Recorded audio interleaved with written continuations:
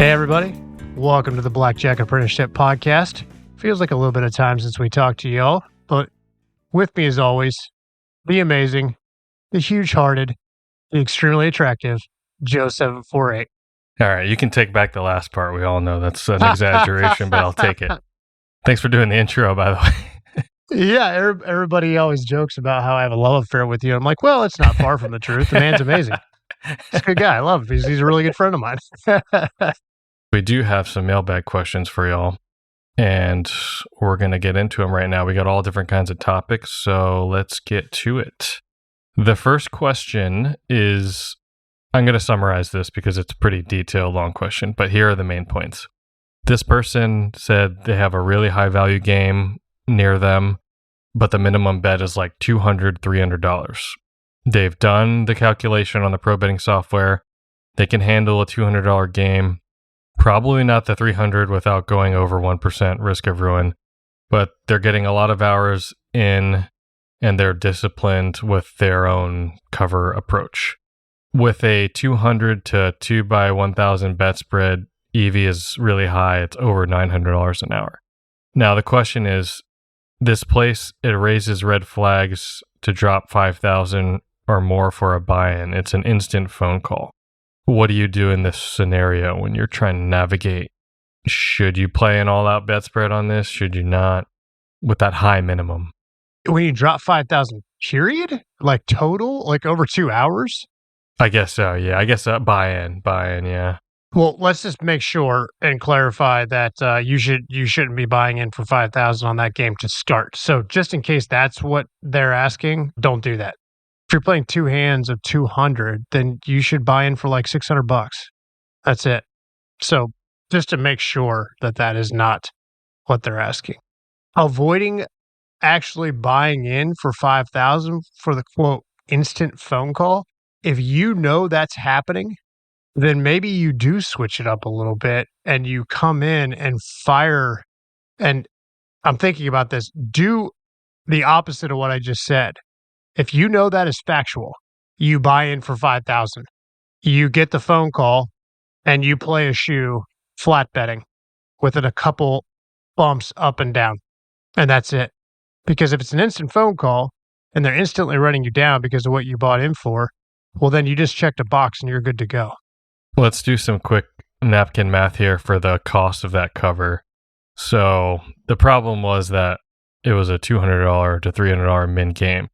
All right, so let's say, I think the example, it was a double deck game around half of a deck cut off. So we'll estimate about 20 hands in that shoe before the cut card comes out. So we'll do 20 times $200 minimum bet, and then we'll multiply that by about 0.4% negative house edge, 0.38, yeah. So that'll be $152. So yeah, you just have to ask yourself, is it going to be worth $152 to try that out, to test it, to see if it works? Could very well be worth it, especially if it's your local and you're going to be there for lots and lots of hours. That, negative cost of $150 is probably well worth testing out. Now, if they do call up right away, do you just kind of keep a chip inventory for next time, or? Yeah, so then the question becomes, every time you buy in for 5,000, they're doing an instant call. At what point are they, quote, used to you? I'm assuming that you're playing rated at this point. If you're not playing rated, hopefully you become friendly with them to the point where they're not making the call anymore. So you might have to give up some EV for the first few visits doing this. The other side would be, chip inventory. But playing that game, you're going to run into a $5,000 buy-in. Like you just can't avoid that. Yeah, and also, if you're playing a $200 or $300 min game, they're going to call at some point really quickly, regardless of what happens. Like, it's not even anything about heat. It's if you have someone that's playing that much, I mean, they want some extra set of eyes on just for, dealer mistakes and things like that. So I wouldn't sweat it too much about, well, how can I get away with this without, they're going to notice. There's no way they're not going to notice that. Yeah. So this is where intel can be extremely valuable. And if you're on point with what you're saying, then it could be exceptionally valuable. Now you just have to hope they don't listen to our podcast. Don't worry, they're not listening. Okay. How do you get the money on the felt without getting an instant CTR? I guess they're just betting big? Yeah, I guess so. I mean, the only way is basically you go in with a chip inventory ahead of time. Either buy chips from your friend before you get there or buy chips the day before or something, play a little bit and then leave. Or slow roll them? Yeah, slow roll them. So the first couple visits, you're not really going that huge and you're just collecting chips over that course. You can kind of combine. You can buy chips, you can slow roll, you can get some from friends and build up a really good chip inventory. When you use chips, though, only chips every time you come in, it can get a little sus. So what I would say is like mix it up a little bit. Use cash sometimes. If you're really adamant about avoiding the CTR because you're not playing rated, you got to be willing to walk if you're getting your ass kicked. And that means cutting it off at the right time. Because if you're in 8 or 9 grand and you're spreading that big, you are going to inevitably run into a shoe that is fire. You should not walk away from it. And if you get your ass kicked more, you're going to CTR. So you got to know when to cut it off and be like, okay, I just got killed for 8 grand. I'm going to book this loss and I'm just going to walk. Yeah, and you can also, you don't have to, some people when they think, oh, I have a, let's say they have a, $10,000 chip inventory, they come in and they feel like they have to use all the chips first and then buy in all the cash. You can blend in the cash with the chips here and there. So, buy in for 500 and then just like slowly sneak out a few black chips here and there and then just keep going that to the point where your total is, you're flirting around the $15,000 range as far as like how much you brought in and how much cash you brought. And you should be good for a lot of bet spreads. Should be. What's the general feeling of going from a $100 min game to a $200 min game? We got some high rollers listening to the podcast. Yeah, I love it. General feeling, I don't feel like that's much different. I personally feel sick. Only because I hate giving away $200 minimum on the negatives, but it's high rent. I mean, you only play these games if you have a really, really big bankroll. And even then, it's because the game is that good. So make sure it's that good. And I mean real good to be playing that rent. Okay. When do you spread with a small $2,000 to $5,000 bankroll? How do you know what to spread in general? 1 to 5, 1 to 10, 1 to 20? We can spam PBS, of course, but also give some kind of advice that can kind of answer this. So I guess this is coming from, we get a lot of questions that are similar to this. So just to review, how do you spread with a really small bankroll, with a micro bankroll? Don't be insulted by saying micro. But yeah, how do you spread? PBS is, I'm going to say step one, you have to use the pro betting software. Like you have to know what your cost is and what your risk of ruin is and all that stuff. That is going to dictate 99% of it. The rest is just, the last 1% is just your personal choice. Yeah, and I think the smaller the bankroll you have, the more important using software, betting software is for you, because a tiny, tiny change could make a huge difference in your risk when it's at the 2,000 to 5,000 level bankroll. If you have like $100,000 bankroll, or you have a decent spread that's like 1 to 20 or 1 to 30 or something, one little change here or there of the penetration or the rules, it's not going to drastically swing it to potentially being like too risky to play. But if you have a $2,000 bankroll, one tiny little change can drastically swing it from a 1% risk or ruin to like a 30%. It's crazy. So you have to be really careful at the 2,000 to 5,000 range. That being said, the negatives are going to like really kill you at this $2,000 to $5,000 level. I usually advertise people to play as little negatives as humanly possible if you're at a $2,000 to $5,000 bankroll, especially if you're creeping up into the $15 minimum. $25 minimum is very questionable if you can even safely play that game. Most of the times it's not going to be playable, especially on a shoe game. Playing a $25 min shoe game on a $3,000 bankroll is it's basically suicide, I think. I agree. And I hope to God that everybody that has that size bankroll isn't relying on that money, because that hourly you could get more working at McDonald's. So, sure, play on the side, have a job, build up the bankroll 2 ways by playing, but then also another income stream that you can build that up, because you're not gonna be able to even come close to living off of that, even if you're the kid living in with his parents still, with next to no bills. Like, it's still next to impossible.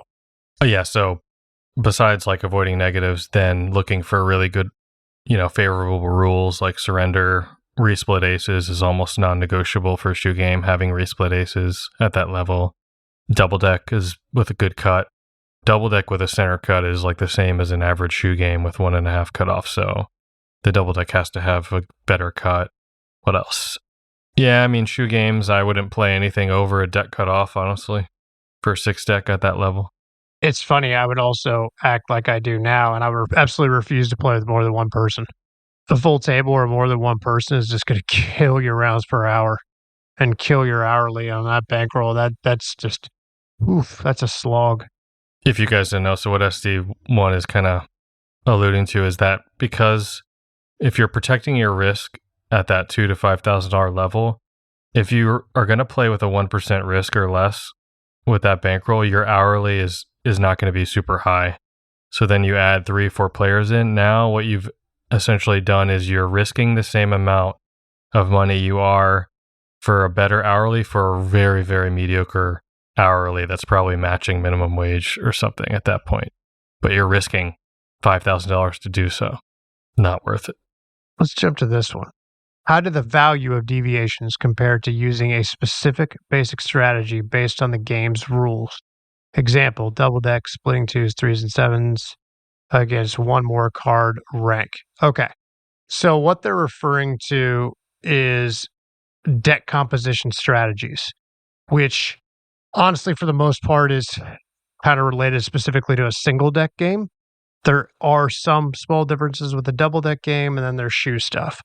In terms of how do I value the deviations are always going to add that same percentage, 25 to 30%, not 25 to 30% more edge. 25 to 30% of your edge will come from the deviations. But let's remember, the first thing that actually gets you the money is your spread. But obviously that means playing perfect and having the house's edge at minimum, which means basic strategy. So back to this question. For me, I don't think deck composition strategy is really necessarily worth it, except on single deck. Single deck, it matters for sure. And if you are playing some of the very few single deck games, this is when I wish Nichols was on right now, because he's played a lot of them. It can be really valuable to you.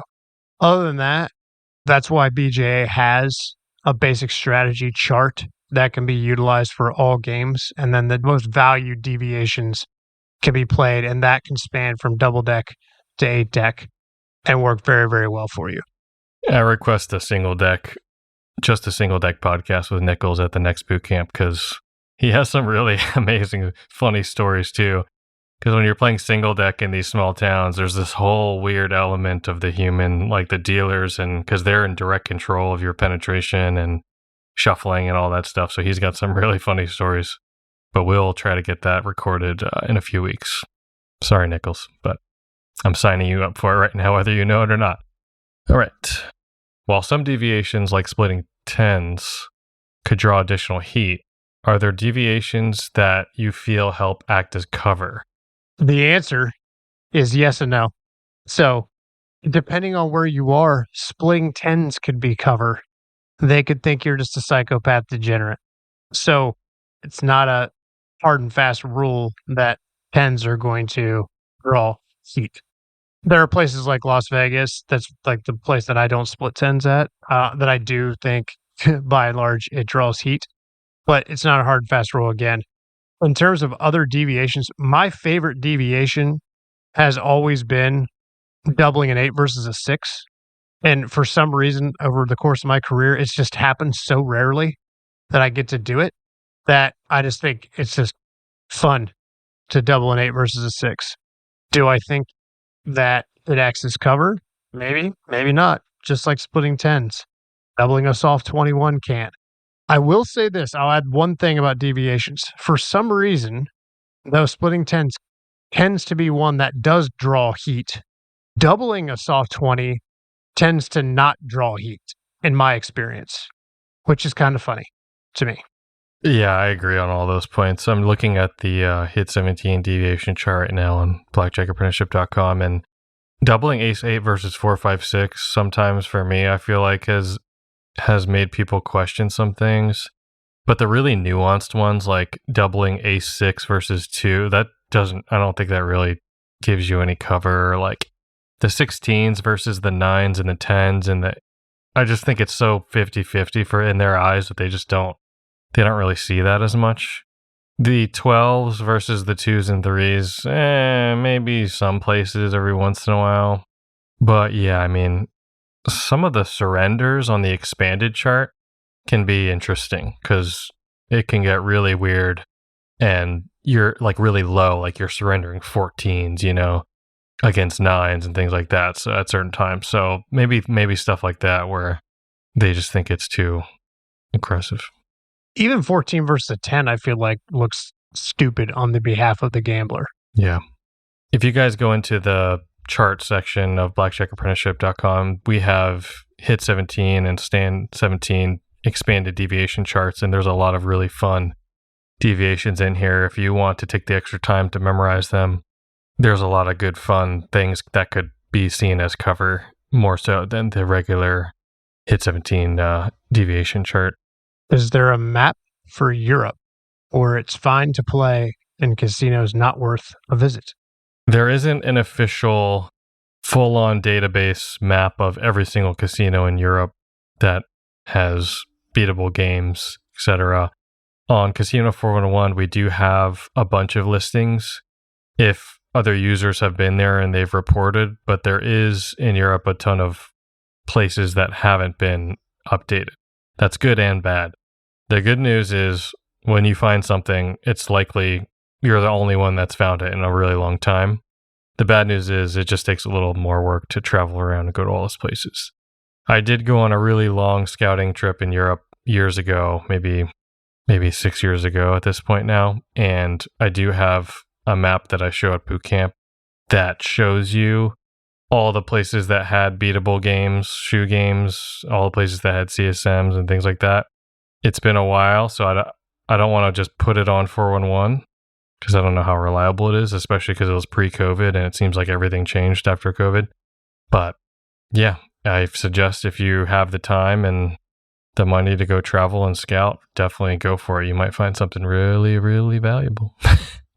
Do you guys actually believe card counting in blackjack will continue to be a reliable strategy or job for the next decade?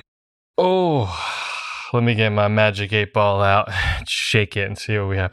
This is a good question, actually, because this has been asked over and over again for years.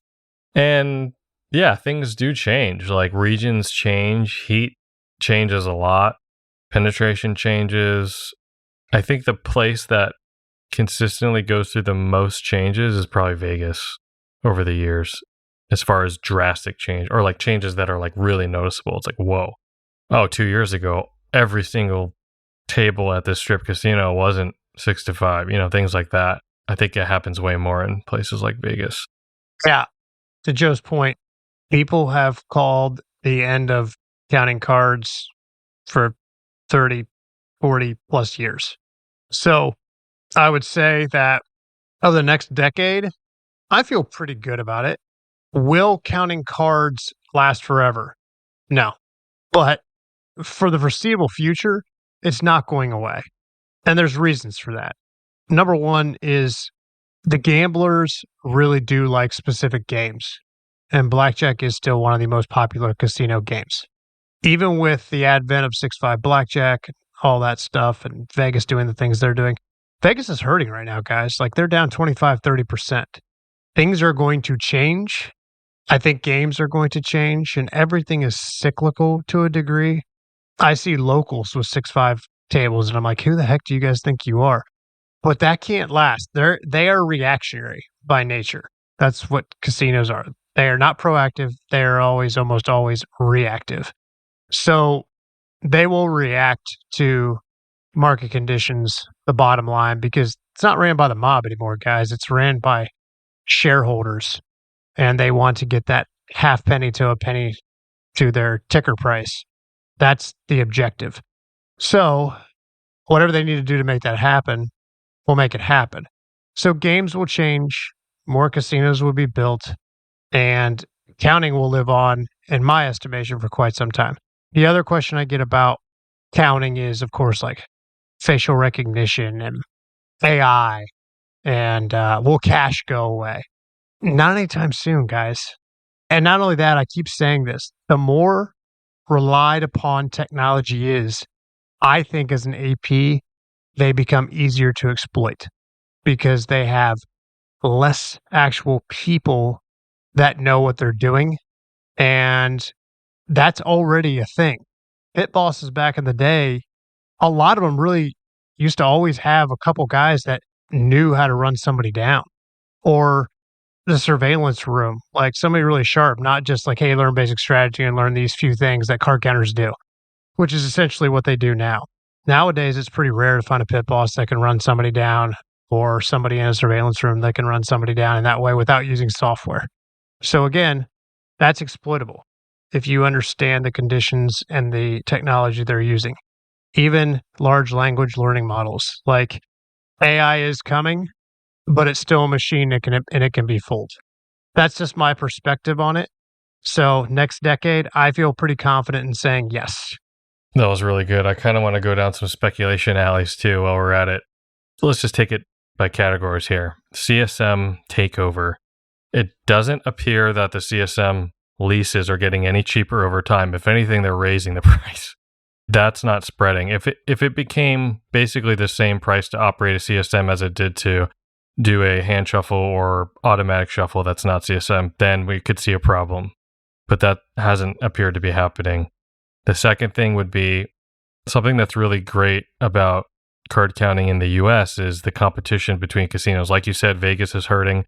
If Vegas ever gets its act together and realizes, oh, we need to stop being cheap asses and actually give the customer something, give them a breadcrumb of some kind of incentive to be here, then, you know, if the local casinos start noticing their revenues tanking because everyone's going to Vegas, then they're going to have to offer something that's attractive to the local customer to get it to come back. That's great for us too, for APs in general. So we have the competition aspect that other countries I don't think have the same competition. Other countries that are a lot smaller, they have maybe one or two companies that are running things, and they don't have the customers that they're trying to fight for, and they have to give incentives like that. Third, I could see maybe, this is a really long shot, someone would have to market Baccarat as being like the most fun thing ever, similar to like Ed Thorpe's book when it came out and everyone flooded the blackjack table because they thought it was beatable, or they thought they could beat it. If Baccarat became so popular in the US to the point where it just takes over, like they just got rid of all the blackjack tables and turned them all into Baccarat, then similar to, you know, Macau, that could be a way that blackjack would die. What about cash? Yeah, cash. So yeah, like you said, the things that are more likely going to be killers are sort of regulatory things. If they have a state mandated thing where they have to get ID for 2,500 or more buy-in, things like that, like, or requiring ID just more often for everything. And it's actually an ironclad policy that you literally can't cash out or do this or that without ID. You know, if they pass some kind of crazy legislation like that, that could change things. Or just cash going away, because it's been speculated for a long time that essentially things are going to, like the crypto route, or everything's going to be digital currency. Yeah, guys, in the United States of America, there's a lot of Americans that are really big fans of cash. Now, in general, the majority of people do use a credit card these days, but there's a whole heck of a lot of those people that would be very upset if somehow, some way, you eliminated cash and made it all digital. And that's just down to our core common beliefs as Americans, to be honest. That's also the reason that the US isn't a surveillance state like England, with facial recognition on every single corner, where they can just watch you and all that stuff. Like, that's not allowed in the United States. And it's for the very same reason And I think cash is going to stay around for quite some time.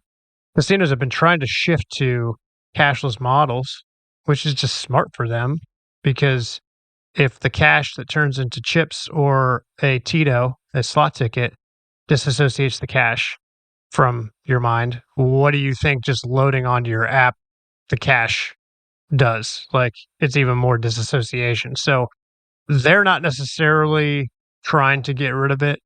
And for all you crypto bros out there, it's not going to be dominated by crypto anytime soon. And that's no like angle or slant on whether I think crypto is good or bad. That's not what I'm saying. I'm saying it is not going to be the keynote currency. It's just not going to.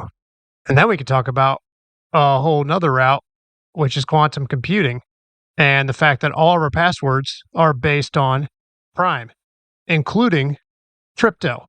So if quantum computing really is what it is, and it actually gets cracked, then not a single thing is safe, including your Bitcoin. So we can speculate about a whole lot of stuff right now, guys. But if that were to happen, you know, it would be the most valuable thing, cash and gold. And then we're right back at having physical assets. Buy in at the table with a huge brick of gold, like you're at the saloon.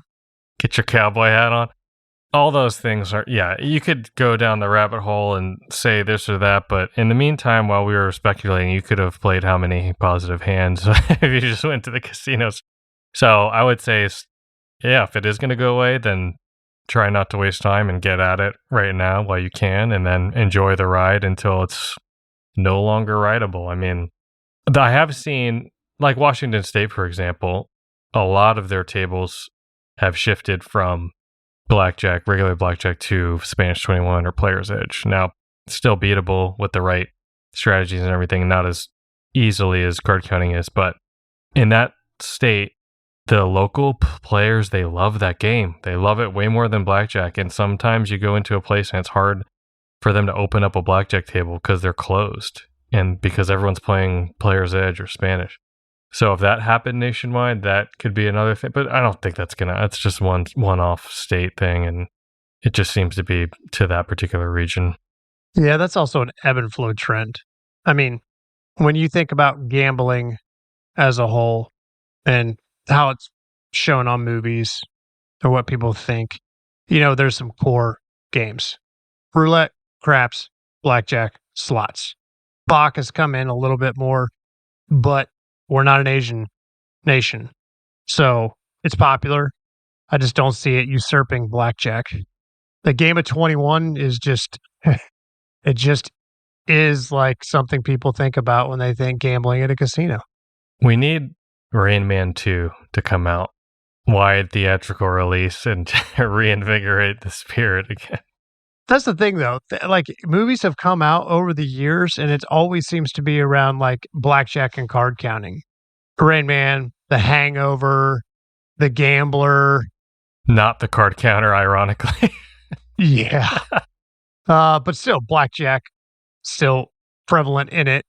And I would say the two biggest ones when you think somebody beating up a casino is blackjack and poker. Those are just the ones that are shown the most. In short, it's not going anywhere for at least, I mean, honestly, I would say 10 years is pretty safe. I think it's really safe to say that.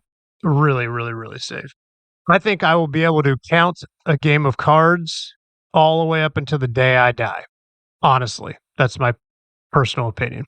I'm looking forward to when I'm super old and I go into my local casino and it's like a place that has like a $50 max or something. And I'm just there spreading as big as I can on a $50 max and enjoying every second of it when I'm like 80 years old. I'm so looking forward to that.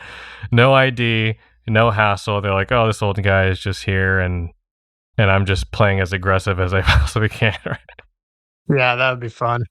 Can you discuss overcoming the nerves at the table while counting? Do you remember your first early experiences and the nerves? How did you get over that? Oh, yeah. Yeah, I definitely do. Let's just go farther back to my test out with Colin. I don't know if he remembers this, but I was visibly shaking, like sweating. Palms were sweating. And, you know, same thing at the casino. And that's I don't know if you guys could tell this or not, but I'm a pretty overly confident person. I come off that way. So even with my personality and how good I felt about where my skills were, putting the money on the table is just it's nerve-wracking. And I promise it does go away with repetition and the new normal happens. Here's a side note. My wife always jokes around about us, Joe, and APs in general. Like the way we talk about a heck of a lot of money is so not normal at all. Losses, wins, to the everyday person, like their jaw would hit the floor if they were to do something like this. They would like panic to no end. So your new normal happens, and you get used to it. That doesn't mean you always get used to the losses, though. As far as overcoming nerves at the table for me, it was just, I think time just heals all. You just need more hours under your belt to get used to the way it looks, changing your bets, buying in, just getting used to the environment and the flow of how everything goes at the table. It'll get easier over time. I mean, the first couple sessions are just totally nerve-wracking, and I don't suggest anyone just go out and start doing their full bet spread right away. Definitely ease into it and just get comfortable and used to it. But you will get there to the point where you're so comfortable at the table, you're doing everything 100%, but you can also talk to the pit boss and dealer and, do all these other things for free cover that you need to at the table without feeling nervous at all. The only thing you're going to be nervous about is trying to gauge whether or not they recognize you at that point. So, yeah, I would say just put more time into it at the beginning, but go slow and not go all out on the spread right away. I have a question from our friend Joe Miner on the forum. He listened to the podcast recently when SD1 was talking about playing two hands. And his follow-up question is, under what circumstances do you change from playing two hands only? What do you play during negative hands? What do you do heads up? Is it differently 2-deck versus 6-deck? With my bankroll size, it doesn't really change that much anymore, just to be blunt about it. That being said, there are, reasons to do it. I actually will drop to one hand towards a really good shoe sometimes to get a couple more rounds in. So that's something unique that I do, and also really tends to throw people off if they are really paying that much attention. But when I say that I prefer playing two hands, and that I personally think that going from one hand to two hands frequently just screams counter, that's my personal opinion. That goes hand in hand with my perception, my observation at a table. And I always try to act as a gambler. And I just don't see gamblers do that. They will occasionally do stuff. They will throw off or change the flow of the cards, and they'll announce it. And I use that at my disposal. That's in my tool belt. I will, if it gets really bad, drop to one hand to get through the shoe. But in general, I stick with two hands because of that reason. With your bankroll size, though, it is very valuable to go from one hand to two hands. So for me, if you're less than 50K of a bankroll, because in the beginning of my career, even at 50K, what I started with, I went from one hand to two hands. It just saves a lot of rent. It makes your spread bigger instantly, too. Those are just my thoughts, Joe. What are your thoughts? How do you feel about going from two hands to one hand, like you said, in the positive count? Do you think that's better than having two hands out and then you're doing lopsided bets on the positive? Like, let's say $1,000 max and you have two hands. One hand's 1,000, the other hand is like 100, and you switch back and forth each round between what hand is higher, what hand is lower. Yeah, no, I think that's a strategy you can use too. You can do some really fun, crazy stuff, especially if you have the bankroll. That's the main point, yeah. Yeah, if you have the bankroll, and it could be $1,000 and 100, and then the count didn't change. It's still a true two. Let's say, and that bet is your true two bet. Okay, increasing the other one also, if you're cool with it on the risk of ruin. So it's not necessarily 1,001. Maybe you do 1,005, and then you drop down to 1,001, and the count didn't change, but you switch them, or you throw in a third hand randomly. you can do some wackadoo stuff that makes them just go, what is this guy doing? That just looks like a complete degenerate.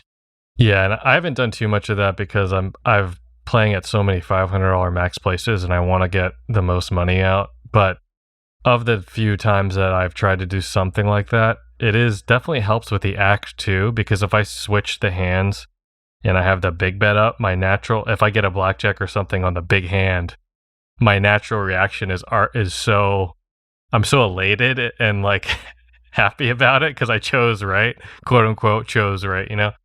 And vice versa. If I end up getting the 16, I lose or something, then I can actually feel aggravated versus if I'm just grinding away for hours at the same 2x500. I'm just like a zombie at that point, you know, just like. I always like use the dealers too. What should I do, dealer? And this is typically used like when the count's high, right? And you win a couple big hands, or you catch a natural or something natural on both hands. Like, holy shit, you're going nuts. And you look at the dealer and you go, do I press? And the dealer 100% of the time is going to be like, yes. So it's like you're getting advice from the dealer. That's just always fun, as if, you know, you're engaging them as what you should do. Do I protect myself here or do like a big double or whatever? That's always a lot of fun. And then it's also fun. So we've discussed this before, and we're not going to get into like the very few amount of cover plays that I do or that we do. Go to boot camp, you'll hear a lot of them that are very strategic and don't cost as much. But one that you can very occasionally use, and I've talked about it before, is you start with a pit boss right by you. You start the shoe with a bigger bet. If I had two hands of 500 out, I feel the heat, and I'm pretty attuned to heat right now, guys. So if you're newer, don't back yourself off, and you're going to think everything's heat. If you're pretty tuned into heat, pit boss is coming over, your action is getting sweated, you got two hands of 1,000 out. Okay, shuffle. When you immediately just drop down to min bet, and listen, guys, that's counting. So if you're going to go at it that way, like Joe would every single time, not scared at all, that's good, that's fine. But if you want to think about it in a different way and try to beat this, then you could put out a much bigger bet one-handed. And then using what I just said, engaging a dealer like, oof, that shoe is really good. Do I press? And they say yes, you go, okay, I'm going to go bigger, but I'm just going to go one hand. You win, you play it until you lose it. You lose, you look at the dealer and go, well, you were wrong, and then right back down. So play the casino, not just the game. Yeah, and I will say, as aggressive of a player as I am, and as little as I want to give up in negative situations, I will say the longest I've ever been able to continuously play at one property was the first night when they half-shoed me and I played through, you know, several shoes, half-shoe cut, negative. Not saying it's going to happen every time, but it does account for something. You just have to do a good job of calculating how much the negative cost is to what you think you're going to get out of it. And let's go right back to the thing we said multiple times. Your bankroll really, really matters in this scenario because you are giving up real money, guys. We think EV. Yep. Like similar to the earlier question, if you're in that $2,000 to $5,000 bankroll range, don't do any of this cover stuff at all. I don't know if I'd be doing any of this stuff under 50, to be quite honest with you. It can be really costly. All right, that about wraps it up for our questions. We could always use more mailbag questions, so if you guys just go to the YouTube channel Blackjack Apprenticeship and you can submit questions in the comments. We have a community tab in there. In the channel, if you're a part of blackjackapprenticeship.com, you can go into the forum, ask questions there, and we will get them queued up and ready for the next mailbag. Our next bootcamp is currently full, and we won't have another one in 2025. So if bootcamp is something you're interested for 2026, you can also go to blackjackapprenticeship.com and there's a bootcamp section. There's a whole bunch of information about it, and you can schedule your free consultation with one of the pros to see if the bootcamp is a good fit for you.